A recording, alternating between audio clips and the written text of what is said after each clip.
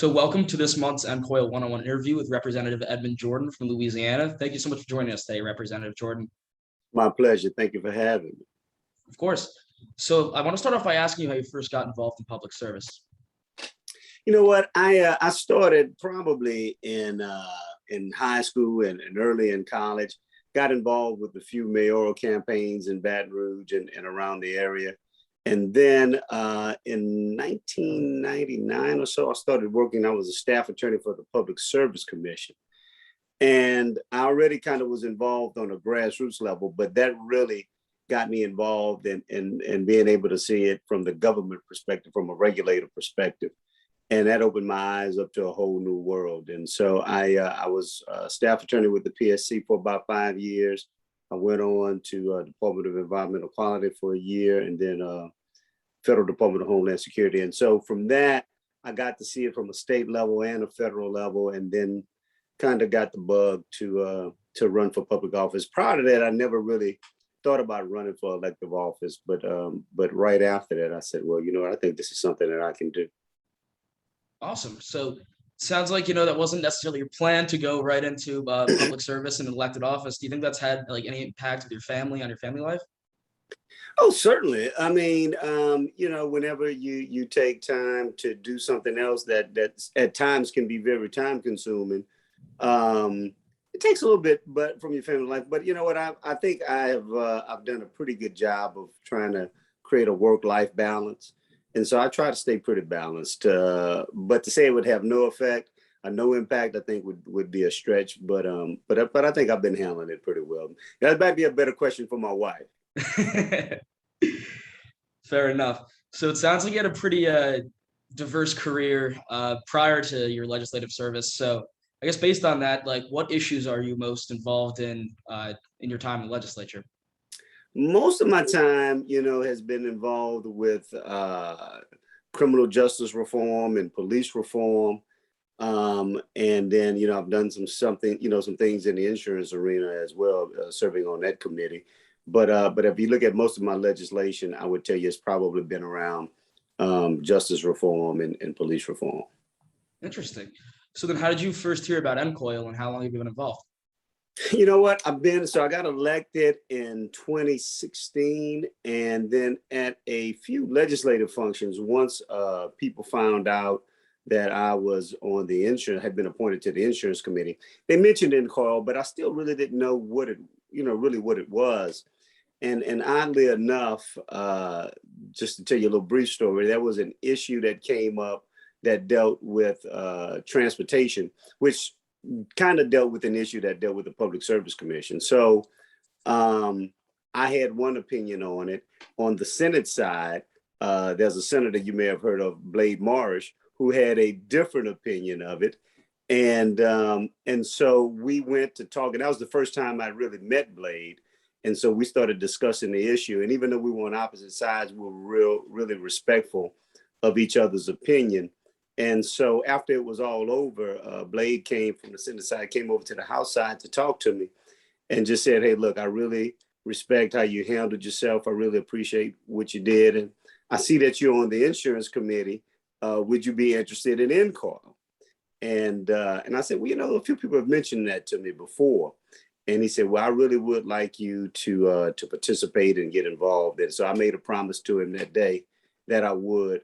And we've remained friends ever since. And so, of course, he's past president of NCOIL. And so it's been a very good ride. So I don't regret it. I'm glad he asked me to or gave me that extra step, extra motivation to get involved. That's great. Yeah. So then overall, how would you describe your experience in the organization since you've been involved? Look, I think it's been a great experience. I think it's been a great learning experience. I think it's been a great networking experience. I think from a policy perspective, to get legislators from all over the country to come together and sort of form this think tank to share ideas and then bring them home to their individual states. I just think it's a great thing. I wish we had something like that in other subject matter areas, frankly. But I think it's been great. Great. So speaking of, people bring their ideas to the table, outside of your service to Louisiana, you're also an attorney and you own the Cypress Insurance Agency. So I'm kind of interested as to how your work in the legal system, as well as owning an insurance agency, has kind of impacted your approach when you approach different things at NCOIL? Well, look, I think it goes back to my legal training in general. I think what happens in the legal education, one of the first things they try to teach you is to be able to see issues from both sides. And so in my legal work, I'm mostly a plaintiff's attorney, and then dealing with the insurance side, that's mostly, I mean, it's not necessarily defense work, but you're looking at it from a different angle. So I think what I've been good at doing is looking at both sides, trying to find that middle ground that works for everyone and the thing that makes the most sense. So I like to make informed decisions. So to be able to get information from both sides of the coin, so to speak, I think is very helpful for my approach. Interesting. So do you have any like most valuable takeaway or something that you could give that you've had with NCOIL? You know what? I just think you go into it. The most valuable takeaway I'd have is go into it with an open mind. I think insurance in general is perceived to be a more conservative arena, and but I don't think you should really approach it from that. I think you should have an open mind and take the issues for what they're worth, evaluate them on their merit, and then make your decisions from there. I would tell anybody who's interested in joining NCOIL to just do that. Go in with an open mind. I think you'll have a lot of fun. You're going to meet a lot of great people. And, you know, it's really a very valuable experience. That's great. So in your view, though, what do you see as like benefits to NCOIL for non-legislators, you know, consumer industry reps, things like that? I think it gives everybody, all stakeholders, an opportunity to participate in the process. I think that's the biggest takeaway, because if you want to, you know, I hear all the time, how can we influence legislation? And I'm talking about even on a local level here, how can we get involved? And I think, you know, the easiest thing to do is to participate. You know, that's the easiest advice, the best advice I can give you is just go in and participate. And so if you want to see legislation shaped and modeled in your view, come and give your opinion. And so I think NCOIL gives an opportunity for non-legislators, for consumers, for all stakeholders to come and just do that. That's great. Now, do you think there's any ways that you could make NCOIL better, or that NCOIL could be made better? Well, look, any organization I think could be better. You know, frankly, I think if we had more diversity of thought, maybe more collaboration with other organizations where we would actually interact, maybe have joint conferences. You know, it's just, in my opinion, those are ways that we probably could be better. But again, NCOIL is a pretty good organization to start with. So I don't really want to say that as a criticism. I mean, just to answer your question, though, I think, you know, just thinking about off the top of my head, maybe there was a couple of ways that could get better. Okay, interesting. So moving on, do you think like the emergence of COVID-19 has impacted your experience with NCOIL at all? It has. It really has impacted my experience with NCOIL from the perspective of I have, you know, prior to COVID, I had attended all the meetings in person. Since COVID, all my meetings have been virtual. I always like to say that, you know, one of the benefits of going to these conferences and different events is the meeting outside of the meeting. You know, when you really get to talk to people, when you get to sit down and whether have dinner or, you know, sit down and just drink a cup of coffee or tea or something and just have a conversation with someone, you really get to know people and understand their perspective, appreciate and respect their perspective. And when you're doing it in a hybrid format, it doesn't really allow, or virtual format, it doesn't really allow for that, because, you know, as soon as the meeting is over with, you know, you go to the top of your iPad, you press on that Zoom, you press leave, and then you're gone, and then you don't have these offline conversations. And I think that is probably the biggest value of some of this, you know, all the conversations that we have offline. And so I hope to be there in Arizona, and my plan is to be there in Arizona. So I think, you know, once we get back to having in-person meetings, it'll be even a greater benefit. I think we're definitely all looking forward to being in person and meeting in person.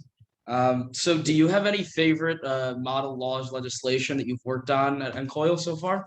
Well, you know what, look, I mean, if we're going to deal with some of them, I mean, obviously the insurance e-commerce model act would be one that's one of the most recent ones.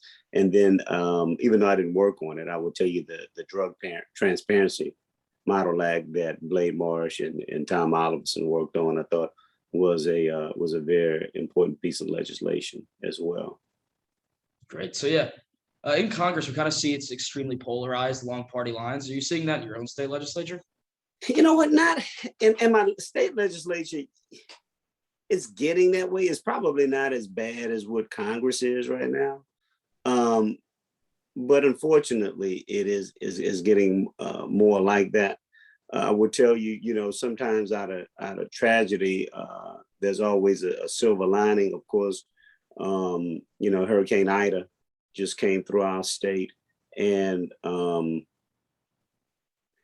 one of the things I will say that has come out of that is people tend to put their philosophical differences aside and just focus on their fellow man and their friends and the recovery and working together.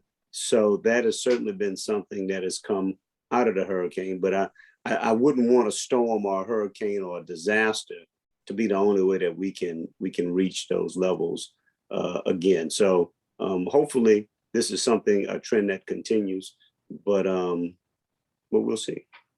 Have you experienced that all with NCOIL? I know we were just talking about all the model legislation that got passed, but I'd be interested to see your perspective if there's been any polarization there. You know what? I really haven't. I haven't felt the polarization. I don't know. You know, I'd be curious. You know, my initial thought is I'm not sure we have enough Democrats in the organization for there to be polarization. But no. Look, I haven't felt that at all. I can tell you. Even when people have disagreed, it has never been disagreeable, and so it's again, it's been a pleasure. So I think it's been a very good experience. I don't sense the polarization, but so my answer to that is really no, I haven't sensed it. All right, now we're gonna move into our lightning round. These are the real hard-hitting questions. All right. So favorite all-time movie? You know what? Can I give you my most memorable movie? Sure. All right. So the most memorable movie for me is Dirty Rotten Scoundrels. So I don't Great know answer. so but that was a good one. So it's special to me. But you know, I just had to pick a favorite. I don't look. I've always liked Pulp Fiction, so we'll go with that too. Nice. All right. Favorite all-time TV show? The Wire. Great show. Do you watch that? I have. All right. Good. So good. All right. Favorite all-time book or author? You know what? It's not. Look, I'm not gonna say it's the greatest book, but I like, for whatever reason, The Millionaire Next Door. Nice. Favorite author probably somebody like James Baldwin. Yeah. Nice. All right. Favorite all-time musical artist? You know what? I'm going to give you two. I know this is, but Run DMC, just because as a kid growing up, they were my favorite group. Right now, my favorite artist probably is Jill Scott. Nice. Good answer. All right. Last one. 3 dinner party guests, living or dead? 3 dinner party guests, living or dead. Again, James Baldwin. Probably Frederick Douglass. And a third one,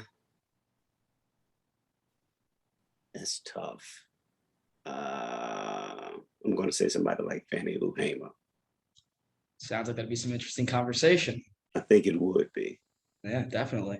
All right. Well, this wraps up on this month's NCOIL 101 interview with Representative Edmond Jordan of Louisiana. Thank you so much for taking the time. We look forward to seeing you in Scottsdale. Hope to see everybody in Scottsdale as well. All right. Thank you again. It's been my pleasure.